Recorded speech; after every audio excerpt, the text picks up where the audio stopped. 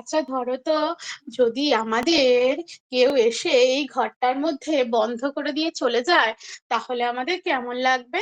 সারাদিন এরকম বন্ধ করে যদি রেখে দেয় আর চলে যায়, আমরা বেরোতেও পারছি না, কিচ্ছু করতে পারছি না, আমাদের খাবারও দিয়ে যায়নি, তাহলে কেমন লাগবে? কষ্ট হবে তো। জানো তো, এরকম করে খাঁচায় কে কে থাকে আমাকে কেউ বলতে পারবে?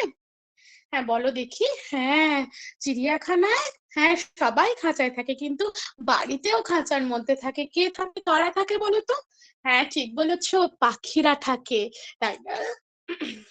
পাখিরা থাকে তাই না? আচ্ছা ধরো, কোন কোন পাখি খাঁচার মধ্যে থাকে, মানে বাড়িতে খাঁচার মধ্যে কোন কোন পাখি থাকে? ঠিক বলেছো, টিয়া পাখি থাকে। হ্যাঁ, আবার কোনো কোনো সময় পায়রাকেও থাকে। আচ্ছা, কারা খাঁচায় থাকে সেটা আমি আগে বলি তোমাদের। যারা পোষ মানবে, যাদেরকে পোষ মানানো সম্ভব, তারা কিন্তু খাঁচার মধ্যে থাকে। আমরা কি হাঁসকে খাঁচার মধ্যে রেখে দিই? মুরগিকে খাঁচার মধ্যে রেখে দিই? তারাও কিন্তু এক রকমের পাখি। তাহলে কিছু কিছু প্রাণী, কিছু কিছু পাখি যারা খাঁচার মধ্যে থাকে, আর কিছু কিছু পাখি আছে যারা বন্য, যারা খাঁচার মধ্যে থাকে না। দেখবে আমাদের আশেপাশে পায়রা বেশি দেখতে পাওয়া যায়, কিন্তু টিয়া পাখি বেশি দেখতে পাওয়া যায় না। আমাদের আশেপাশে শালিক পাখি দেখতে পাওয়া যায়, কিন্তু সেগুলোকে আমরা পোষ মানাই না বা খাঁচার মধ্যে রেখে দিই না। তাই খাঁচার মধ্যে যেগুলো রাখি সেগুলো হচ্ছে বদ্রি পাখি। ছোট ছোট পাখিগুলোকে বদ্রি পাখি বলে। আর কি পাখি? টিয়া পাখি। আর যেগুলো সবসময় ঘুরে বেড়ায়, পায়রা।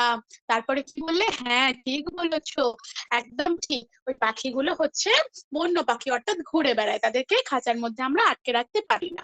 বেশ, তোমরা তাহলে আজকে কি জানলে কোন কোন পাখি খাঁচার মধ্যে থাকে, কোন কোন পাখি বাইরে থাকে? এখানে এখানে একটা সুন্দর গান আছে জানো তো, খাঁচার ভিতর অচিন পাখি কেমনে আসে যায়। তোমরা পড়েছো না লালন ফকিরের এই সুন্দর গানটা? হ্যাঁ, আমরা আগের ক্লাসে পড়ে এসেছি। আচ্ছা বেশ, তাহলে তোমরা পরের দিন কোন কোন পাখিকে দেখছো খাঁচার মধ্যে আছে, আর কোন কোন পাখিকে দেখছো খাঁচার বাইরে আছে, সেগুলো কিন্তু আমাকে একটু লিখে দেখাবে, কেমন? ধন্যবাদ স্যার। হ্যাঁ ঠিক আছে ম্যাডাম, পরিযায়ী পাখি ছিল নাকি? না না, পরিযায়ী পাখি না, আমি কে বন্য আর কে পোষা। বাহ, খুব ভালো টপিক। এবার ব্যাপারটা হচ্ছে, নেক্সট টপিকটা আমি দেবো, পূর্ণ গ্রহণ ভার্সেস খণ্ড গ্রহণ। Next topic. ঠিক আছে ঠিক আছে। আচ্ছা এটা নেক্সট। ঠিকঠাক আছে? হ্যাঁ, পূর্ণ গ্রহণ ও খণ্ড গ্রহণ, ক্লাস 5 এর বই। হ্যাঁ স্যার, মানে আমি যেটা এখন বললাম সেটা ঠিকঠাক আছে তো? হ্যাঁ হ্যাঁ, অসুবিধা নেই অসুবিধা নেই, কে বর্ণ ওর থেকে ডিটেল আপনার বইয়েও নেই। আর ব্যাপারটা হচ্ছে, বই দেখছেন তো আদেও না? বই ফই কোনো ব্যাপার নেই, মাথায় হ্যাঁ আসছে আর হ্যাঁ, বলে যাচ্ছেন। না না দেখছি তা দেখছি আমি দেখছি। কিন্তু বই থেকে দেখে দেখে বলছি, এটা তো নিশ্চয়ই বুঝতে পারছেন। একদম স্যার, আমি ওটা বইয়ের টপিকই বললাম, বই থেকেই হ্যাঁ, লেখা। না না সেটাই বললাম, মানে অনেকে বুঝতেই পারে না যে স্যার আপনি কি বললেন। না না, সবই বই থেকে দিচ্ছেন, আমার কাছে বই আছে, আমি দেখেছি, জানিও।